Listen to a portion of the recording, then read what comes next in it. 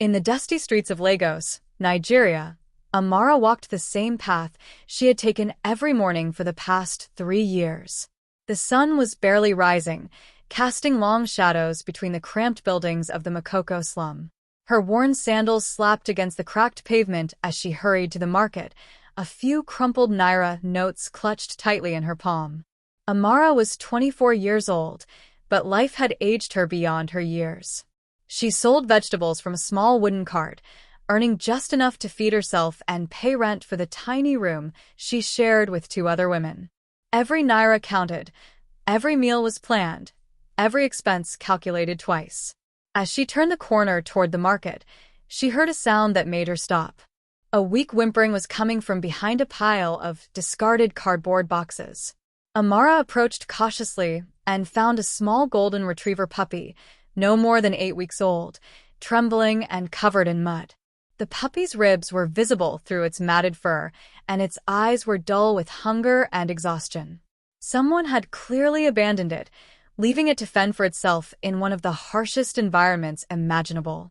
Amara knelt down, and the puppy tried to crawl toward her, its tiny tail wagging weakly. "Oh, little one," she whispered in Yoruba, then switched to English. "What happened to you?" She looked around, hoping to see an owner searching frantically, but the street was empty except for a few early commuters heading to work. The puppy whimpered again, pressing its small body against her leg. Amara knew she couldn't afford to take care of a dog. She could barely take care of herself. But as she looked into those desperate brown eyes, she couldn't walk away. She had been abandoned too, left at an orphanage when she was just 5 years old. She understood what it felt like to be alone and helpless. "All right," she said softly, scooping the puppy into her arms. "But just for today. Just until we find your real family." The puppy was lighter than she expected, which worried her. She could feel every bone in its small frame. Instead of going to the market, she turned back toward her neighborhood, carrying the puppy against her chest like a precious bundle. At the local pharmacy, she spent half of her daily earnings on puppy milk and a small feeding bottle. The pharmacist, Mr. Adebayo, looked at her with concern. "Amara, you know you cannot afford this," he said gently. "Times are hard enough." "I know, sir, but I cannot leave it to die." Back in her cramped room, she fed the puppy slowly, watching as it gradually gained strength. Her roommates, Kemi and Folake, were not pleased. "You are crazy," Kemi said, shaking her head. "We can barely afford food for ourselves." But Amara had already decided. She would take care of the puppy until it was strong enough to find a proper home. She named him Simba, after the Lion King, hoping he would grow to be strong and proud. For the next 2 weeks, Amara's life revolved around the puppy. She woke up every 2 hours to feed him, spent her earnings on puppy food instead of proper meals for herself, and carried him with her to the market in a small basket. Simba grew stronger each day, his golden fur becoming shinier, his eyes brighter. The other vendors at the market grew fond of the puppy too. Mrs. Adunni, who sold plantains, would save small pieces of cooked yam for Simba. Even the children in the neighborhood would gather around Amara's cart, delighting in the puppy's playful antics. But Amara knew this couldn't last forever. She was falling behind on rent, and her savings were depleted. She had lost weight from eating less, giving most of her food to Simba. Something had to change. 3 weeks after finding Simba, Amara received an eviction notice. She was 2 months behind on rent, and her landlord, Mr. Ogundipe, was losing patience. The piece of paper in her hands felt like a death sentence. "You have 1 week," he had told her that morning. "Find the money, or find somewhere else to live." Amara sat on her small bed, Simba sleeping peacefully in her lap. The puppy had grown significantly, his golden coat now thick and lustrous. He was healthy, happy, and completely dependent on her. But she was failing at the most basic level. She couldn't even keep a roof over their heads. That evening, she made a decision that broke her heart. She would have to find Simba a new home, preferably with a wealthy family who could give him the life he deserved. She had seen how purebred dogs lived in the affluent neighborhoods of Victoria Island, with spacious compounds, regular vet visits, and plenty of food. The next morning, she dressed in her best clothes, a faded but clean blue dress she reserved for special occasions, and carried Simba in a small basket to the wealthy Ikoyi district. The contrast was stark. Here, the roads were paved and clean, the houses were mansions behind high walls, and expensive cars glided silently down the streets. Amara walked from house to house, knocking on gates and explaining her situation to security guards. Most turned her away immediately, suspicious of a poor woman from the slums carrying a puppy. Some were kinder, but explained that their employers weren't interested in pets. By midday, she was exhausted and discouraged. Simba had been whimpering in the basket, confused by the unfamiliar surroundings and the stress in Amara's voice. She found a small park and sat on a bench, giving the puppy some water from a bottle she had brought. Maybe this was a mistake, she whispered to Simba, who licked her hand reassuringly. As she was preparing to leave, a black Mercedes pulled up to the curb. The window rolled down, revealing a middle-aged man in an expensive suit. His skin was dark, his hair graying at the temples, and he wore gold-rimmed glasses that caught the sunlight. "Excuse me," he called out in accented English. "Is that a golden retriever puppy?" Amara stood up nervously, clutching the basket. "Yes, sir. I am trying to find him a good home." The man stepped out of the car, and Amara noticed the expensive watch on his wrist, the perfectly tailored suit, the confident way he carried himself. This was clearly someone very wealthy. "May I see him?" the man asked, his voice gentle but authoritative. Amara carefully lifted Simba from the basket. The puppy, perhaps sensing something familiar, became excited, his tail wagging furiously. The man's eyes widened, and he reached out to stroke Simba's head. "My name is Dr. Emeka Okafor," he said, his voice suddenly tight with emotion. "I think this might be my dog." Amara's heart sank. She had grown so attached to Simba that she had almost forgotten he might have an original owner. "Your dog, sir? He went missing 3 weeks ago from my compound in Victoria Island. My daughter is heartbroken. We've been searching everywhere." Dr. Okafor examined Simba more closely. "Yes, this is definitely Max. See this small scar on his left ear? He got it when he was playing with my daughter's cat." Amara looked and saw the tiny mark she had noticed before but assumed was from his time on the streets. Her hands trembled as she held Simba, Max, knowing she was about to lose the only companion she had ever truly loved. I found him 3 weeks ago," she said quietly. "He was dying in the street. I took care of him." Dr. Okafor studied her face, taking in her worn clothes, her thin frame, the obvious signs of poverty and sacrifice. "You saved his life, didn't you?" Amara nodded, unable to speak past the lump in her throat. "What is your name?" "Amara Adebayo, sir." "Well, Amara, it seems I owe you a great debt. This dog is not just a pet to my family, he's like a son to my daughter. We thought we had lost him forever." Dr. Okafor invited Amara to accompany him to his home, insisting that his daughter would want to thank her personally. As they drove through the gates of his compound, Amara was overwhelmed by the size and beauty of the property. The house was a modern mansion with manicured gardens, a swimming pool, and a garage that housed several luxury cars. "Papa." A young girl of about 12 came running from the house, tears streaming down her face. "Is it really Max?" "Yes, Adana. This is the woman who saved him. Her name is Amara." Adana threw her arms around the puppy, sobbing with relief. Max licked her face enthusiastically, clearly recognizing his young owner. The reunion was beautiful and heartbreaking for Amara, who realized how much this family had suffered during Max's absence. "Thank you, thank you, thank you," Adana kept repeating, looking up at Amara with gratitude shining in her eyes. "You saved my best friend." Dr. Okafor's wife, Dr. Chioma Okafor, emerged from the house. She was an elegant woman in her early 40s, dressed in expensive traditional Nigerian attire.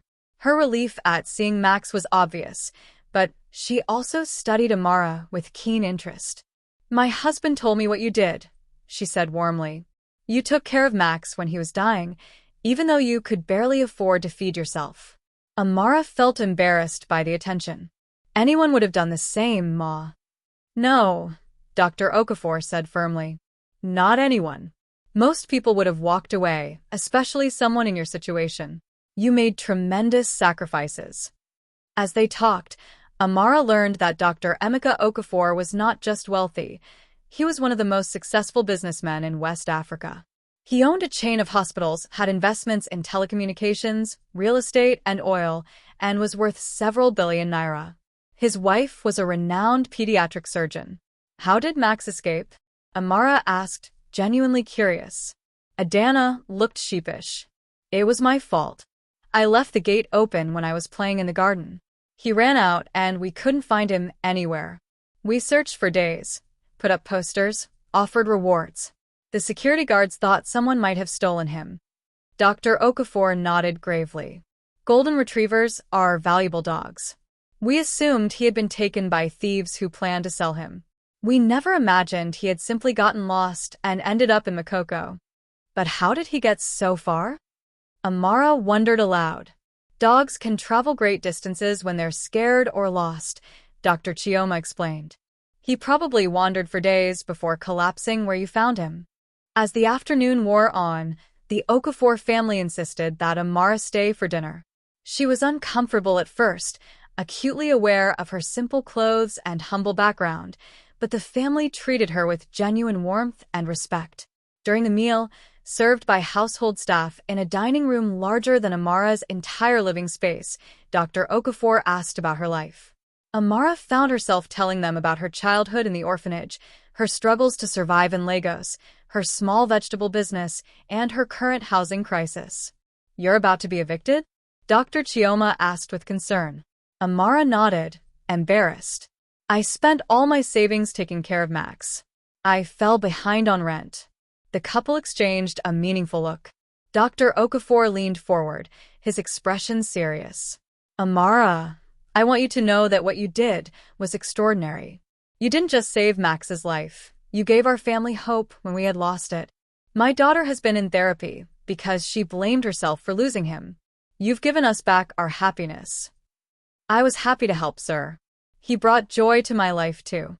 That's exactly what I mean, Dr. Okafor said. You found joy in giving, even when you had nothing to give. That's a rare quality in this world. He paused, seeming to consider his words carefully. I have a proposition for you, but I don't want you to feel pressured to accept it. I want you to think about it carefully. Amara waited, her heart beating faster. I would like to offer you a job managing one of my businesses. It would come with a salary that would allow you to live comfortably, and housing would be provided. But more than that, I would like to offer you the opportunity to pursue your education. I can see that you're intelligent and capable, but you've never had the chances you deserved. Amara stared at him in shock. Sir, I don't understand. My wife and I have been discussing this since we met you. We believe in giving back, and we believe in recognizing character when we see it. You could have sold Max to a pet store or to someone who would have paid you well. Instead, you tried to find him a loving home. That tells us everything we need to know about who you are. 3 months later, Amara stood in front of a mirror in her new apartment, adjusting the collar of her business suit. She barely recognized herself. The woman looking back at her was healthy, confident, and well-dressed. But more importantly, she was happy. Dr. Okafor had been true to his word. He had hired her as the manager of one of his smaller businesses, a chain of organic food stores that sourced produce from local farmers. It was perfect for her, combining her knowledge of vegetables and markets with an opportunity to learn about business management. The job came with a comfortable salary, a furnished apartment in a safe neighborhood, and most importantly, a chance to attend university part-time. Amara was studying business administration, something she had never dared to dream about before. But the most surprising part of her new life was that she got to see Max regularly. Dr. Okafor had insisted that she visit the family home every weekend, saying that Max missed her and that Adana had grown attached to the woman who had saved her beloved pet. Amara. Adana called out as she arrived for her weekly visit. Max came bounding toward her, his tail wagging with pure excitement. Despite living in luxury, he still remembered the woman who had rescued him from the streets. He's been waiting for you all morning, Dr. Chioma said, smiling as she watched the reunion. I think he knows it's Saturday. Over the months, Amara had become like a member of the family. She helped Adana with her homework, joined them for Sunday dinners, and had even started teaching Dr. Chioma some of the traditional recipes she had learned from the women in Makoko. But perhaps the most meaningful part of her transformation was what she was able to do for others. With her new financial stability, Amara had started a small program to help other young women from the slums pursue education and job training. She knew firsthand how difficult it was to break the cycle of poverty, and she wanted to create opportunities for others. "I've been thinking," Dr. Okafor said one evening as they sat in his garden, watching Max play with Adana. "Your program for young women is growing. What if we formalized it? Made it a proper foundation?" Amara looked at him in surprise. "You would do that?" "We would do that," he corrected gently. "This was your vision, your passion. We would just provide the resources to make it bigger." 6 months after that conversation, the Amara Adebayo Foundation was officially launched. It provided scholarships, job training, and mentorship for young women from disadvantaged backgrounds across Lagos. The launch event was held at a 5-star hotel, attended by politicians, business leaders, and celebrities. Amara stood at the podium, looking out at the crowd, still amazed by the journey that had brought her here. She thought back to that morning when she had found a dying puppy in the street, when she had made the decision to help despite having almost nothing herself. 6 months ago, I was a vegetable seller living in a slum, she began, her voice steady and clear.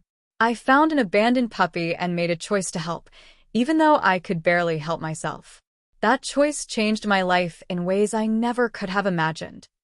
She paused, looking toward the back of the room where Dr. Okafor sat with his family, Max lying contentedly at Adana's feet. But the real lesson I learned is not about luck or coincidence. It's about the power of compassion and the importance of doing the right thing, even when it's difficult. Especially when it's difficult. The crowd applauded, but Amara continued. Today, we launched this foundation not just to help young women achieve their dreams, but to remind ourselves that we all have the power to change someone's life. Sometimes it starts with something as simple as helping a lost puppy. Sometimes it grows into something that can transform entire communities. After the event, as Amara was saying goodbye to the guests, a young woman approached her. She was clearly from the slums, wearing her best clothes but still obviously poor. "Miss Amara," the girl said nervously. "My name is Blessing. I heard about your foundation. I want to be a nurse, but I cannot afford school." Amara smiled, remembering her own desperate days. "What makes you think you can be a nurse?" "I take care of sick people in my neighborhood. I learned from watching my grandmother, who was a traditional healer. I want to learn proper medicine so I can help more people." "And you're willing to work hard? To study even when you're tired? To make sacrifices?" Blessing nodded eagerly. "Yes, Ma. I will do anything." Amara handed her a business card. "Come to my office on Monday. Let's talk about your future." As Blessing walked away, tears of gratitude in her eyes, Amara felt the same warmth she had experienced that first day when she had held Max in her arms. She was still helping lost souls find their way home, but now she had the resources to help many more. Dr. Okafor appeared beside her, Max on a leash. "Ready to go home?" he asked. Amara looked around at the elegant hotel, at the successful people still mingling and networking, at the posters advertising her foundation. Then she looked down at Max, who was wagging his tail and looking up at her with the same trusting eyes she remembered from that first day. "Yes," she said softly. "I'm ready to go home." But home now meant something different. It meant a place where lost things could be found, where kindness was rewarded, and where a simple act of compassion could ripple outward to change countless lives. As they walked toward the car, Amara reflected on the incredible journey that had started with a hungry puppy and a woman who chose to help despite having nothing to give. She had learned that sometimes the most powerful force in the world is not money or influence, but the willingness to do what's right when no one is watching. The streets of Lagos looked different now as they drove through the city. They were still chaotic and challenging, but they were also full of potential and possibility. Somewhere out there, another young woman was struggling to survive, another lost soul was waiting to be found, Another life was ready to be transformed. And Amara knew that she would be ready to help, just as she had been ready to help a small golden puppy who had wandered into her life and changed everything.